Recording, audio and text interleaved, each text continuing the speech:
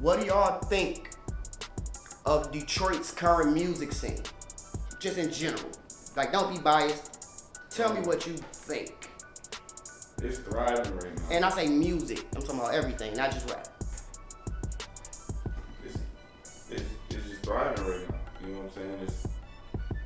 Detroit has made its imprint on the industry right now. Like, the Detroit sound is a big sound right now. You know what I'm saying? So shout out to the Detroit sound one time. To me, it's at the same place the Detroit Pistons is at. God damn. What do you mean? We got a good young team that we can grow. You know what I'm saying? And in 2 or 3 years, it's gonna be sweet. So that's how I see They got Detroit. the worst record in the league. And our star was hurt. And the season. You said young players. All these niggas is 30. Right. So I'm thinking about the young people. I'm not thinking about them. I I'm think thinking about about a the little young bit people. closer to 40. So it's like. So yeah, I'm not thinking about is? them. I'm thinking about the young He's people. even older than us. Who's the young people? That one nigga. Look, you can't even get it. You saying bullshit that you don't even know. Skilla baby. Okay, how old is Skilla baby? I don't know. He a young 30. No, he's not. That nigga's young as shit. That nigga look like he our age. Nigga, I seen Bad Boys 2 yesterday. You look 40. No. But yeah, man, I don't like, and maybe this is something consistently that's happening no matter what area you go in, how eventually everybody starts to think that doing the same thing as everybody else is gonna make them popular, and sometimes it do. But like right now, y'all giving a lot of the credit to the D, but really, it's Flint niggas that's fueling the sound. Yeah, Flint definitely changed the sound. Shout out YNJ, right, who? Rio. Right, Ryan J. Ryan J is really, who the fuck you niggas got to fucking with? Who, that's him? Yeah. Yeah, the perky dance. Yeah, man. He's a TikTok rapper. Hey, man, I don't know. I don't know. YNJ been going crazy. Yeah, man, it's rough. Been going crazy. Like, yeah, it makes a good podcast. It's hot takes. So it's a lot of good music coming out this motherfucker though, for real. Great music coming out of here, but Polo Frost going crazy. Yeah, shout out to Polo Frost. Not Detroit. Yeah, that's it. Not Detroit. So once again, I asked Detroit. Okay. What about Doug? He locked up though. He's out of there. We probably never hear from Doug again. He ain't getting out? I'm just saying, if he's doing 5. This salad is the best motherfucking salad. So, I know you might be sitting there on the couch, high as hell, and thinking to yourself, what's something good to eat right now? Munchies kicking in crazy, right? I got an idea. Best damn salad, salmon, turkey burger, they got it all. You can choose from a smorgasbord of options right over at bestdamnsalad.com. This is J Focuz from the Thewakenbakepodcast. Let's get back to the show. 5 years behind this, which he probably do the whole thing, because he was on felony probation. If he comes back, I hope he is still talented, because we have seen a lot of people as of recent lose a lot of their creative flair and style. I mean, like, Boosie was on the top of the world before he went to jail. He got out and nobody cared. You know what I'm saying? Bobby Shmurda went to jail, got out, nobody cared. Megatron. I wouldn't say nobody cared with Boosie. For one, all right, when you got a record deal, you got a machine behind you, you know what I'm saying? They pushing your shit, so it's everywhere. But that don't mean it was good. Regardless. That don't mean it was good. It was not good. I was a Boosie fan. I was waiting and checking for him. He never dropped good shit again. I mean, he got his like 1 or 2 joints, but they're not as big as Set It Off. They're not as big as a lot of his earlier When shit. he came out of jail, we was expecting the biggest shit ever. We was expecting Thug Motivation 101. We was expecting Tupac. We was expecting Thug Motivation 101, motherfucking, you know what I'm saying? Some fucking gritty ass There's a fact. street talk or whatever the fuck, nigga. So I think Better believe I'm it. hoping against it, because he was pretty young when he went in. Like, wasn't Doug like 25 or 26? Yeah. So, you know, he get back and he's 30. Maybe he still has what it takes and he still has like the hunger for it, but maybe not. And so I'm always afraid of that. I hope for the best, and I hope he get out early. But felony probation ain't no bitch. And he was on the run too. That make it worse. So yeah, man. Like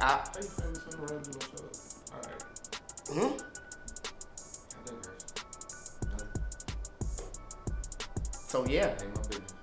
I want y'all to stop trying to sound like the niggas is popular and make your own shit, please. Please be yourself. You don't have to copy everybody else to get popular. Literally, the people you're copying got popular because they sounded like them and not anybody else. At the same time, it is a thin line because, like Wayne said, like when shit start to change, you kind of gotta like embrace, because that's what music is. You know what I'm saying? So you gotta embrace what the times is doing. You can't be the nigga like, oh, I don't fuck with that shit, because you're gonna be the only nigga that's like, nigga, I don't fuck with that shit. You know what I'm saying? But it is a thin line between. It's a thin line between, you know what I'm saying, like straight up jacking, nigga. You know, you take that shit, you make it your own. You know what I mean? I don't think there's nothing wrong with that. I get it, but once again, making it your own, they're skipping that part. They are skipping that and just copying YNJ. Like all the kids that are coming up next, they are just taking his entire flow and running with it. Copy and paste. You have to eventually craft your own shit. It's like, maybe that was like... What was the last classic album that came out of Michigan? I couldn't tell you. I really couldn't. I can't think of nothing off the top that's like, the world had to stop and fuck with this. Probably Eminem. Royce gave us a good one. I think Royce was a good one. Which, Book of Ryan? Yeah, the Book of Ryan. So look, I'm gonna just chop this out. That mic is not real. Okay. This is still the mic recorder. Oh, okay. Yes. Dang, that's fucked up. This is for Bruce Prop. Right. It's just the crowd. So yeah. I mean, I could put this. I'm not gonna catch it though. I need to be able to catch it. It's all good. I ain't tripping. Talk louder. Got it. Yeah. So yeah, the last classic album was probably an Eminem album or Royce the 5'9", or some shit like that. And they're gonna hate us for this because they're thinking just because something was really good or really well received here that meant universally it was accepted, and that's not the case. Give us a minute though. We're gonna be looked at like how Atlanta looked. A minute? Dog, it's been 20 years. Since we've been popping? I mean, since niggas started coming out from here and started recognizing us as a rap capital and us to have talented artists. Like, Big Sean came out and nobody gave a fuck in Detroit. But when I saw him at the Blind Pig, they treated him like a god. You know what I'm saying? And they didn't really start fucking with him until he came out with a song with Chris Brown. And so it's like once the real talent do emerge and the stuff that's gonna be like a nationwide type of artist comes out, they like sleep. And this has happened. People don't even like Royce the 5'9" like that, even though he gave us such a monumental body of work. He's a more underground dude. It's an underground scene in Detroit still. So I mean, I wouldn't say I'm he's about to say, underground. a lot of these artists are underground. He's not underground. He's a super lyrical artist, and it's a niche. It's a niche. It's a fan base for that. Niche fan base. Yeah. For that, you know what I'm saying? So, yeah. 100%. you know, Royce one of my favorite artists. You know what I'm saying? But everybody might not feel that way. 100%. So. And so that gets into the discussion of like, okay, what do you think? Is there somebody out here that in Detroit that's had a classic album? You know, we might even go ahead and say Blood, Sweat, and Tears was one of those. You know what I'm saying? In that same time frame of an Eminem, but it's 20 years ago. You know what I'm saying? When are we gonna get like a new body of work? And I'm not gonna front. I'm not gonna sit here and front. Dark Sky Paradise was probably a classic to me. Now, a lot of people might not agree with that, but if you listen to that album top to bottom, it was fucking monumental. It was great. All the singles were amazing. He had Jhené Aiko. He even did the fucking Blade flip on the deluxe version. So but that's the best we got since Marshall Mathers since LP. Marshall Mathers LP was Big Sean. Nobody respects Big Sean like that. I see too much disrespect in the streets on Big Sean's name. People might not do it in public, on camera and shit like that, but I'm definitely one of them people that's going, especially on camera, champion this nigga Big Sean. And you might know, but I've been banging that nigga shit. You know what I'm saying? Like, I've been banging that nigga music since Finally Famous Volume 1. And I've championed him. I've bumped into him at fucking Dirty Glove Studios. That nigga was in there with Don T and all them niggas. Niggas fuck with Sean, man. People, they like that street shit. And if you don't make that shit, then they make their little choices. You know what I'm saying? You know, it's That's my point. All the cream rises to the top. But why is it Detroit kind of like, we like street music at the same time, like that niche lyrical shit? Like, And it's like we simultaneously like both at the same time. and popular people. Like I said, Oh, you until going that that nigga route? Big Sean had a song with Chris Brown, people in the actual city did not want to hear him. And then it's like, oh, he got this Chris Brown song, we love him. And it's like, nigga, he was trying to sell y'all his music for 3 mixtapes straight. You know what I'm saying? Using Detroit producers, getting smaller Detroit artists to feature on his shit. Like, he was trying to show that same love to the city, and shit, the city didn't show it back until he was popular. That's a big deal to me too. A lot of people sleep on a lot of people until they popular on the mainstream. They go somewhere else and blow up. Facts. Now it's, oh, I love them. I always liked them. No, you didn't. I was here. So we still better than New York. Right now, we killing New York. Hey. Keep from New York watching this shit. Comment, nigga. We can go at it, nigga. We can discuss that for real. But Jess, I don't think the game has been changed. It's gonna really take somebody to make something It's really about amazing. to. You could tell because this is what it seemed like to me. I feel like this is what happened. Like that year, what was it? Where like it was like the year before Wayne, Kanye, Jeezy, The Game. They all came out in 1 year. Maybe it was like the year before. It was like all that snap shit. Then all that shit died. And it was like, all right, now what is you about to do? Auto-tune kind of came in, but we was like, I don't know. It was like a 3-year period. Then everything got to change, and after 808s came out, you know what I'm saying? So I think we are about to experience that again.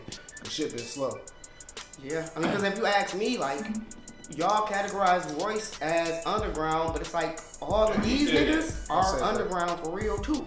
Like they're not on the mainstream stage. Like we not. No, I meant what he said though. I meant what he said though. I didn't say underground. He said that. I said that. Right, he just has a niche audience of people that like to rock with him. But that is every single rapper. Like the here real for me. hip hop is what the youngsters will call it. The hip hop crowd. Right, but yeah, to me, there are small niche groups that like the Detroit rappers.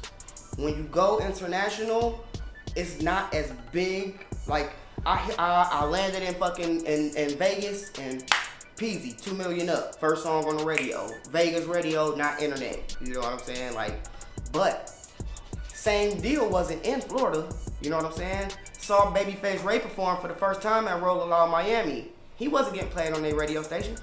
You know what I'm saying? And so it's like, a lot of the artists that are bubbling up are still underground. However, they have the mainstream appeal, and I would like to see some of these guys eventually rise to the top because that's what happens with the cream. But with this new generation of music and the way it's distributed, it's like, what is a hit?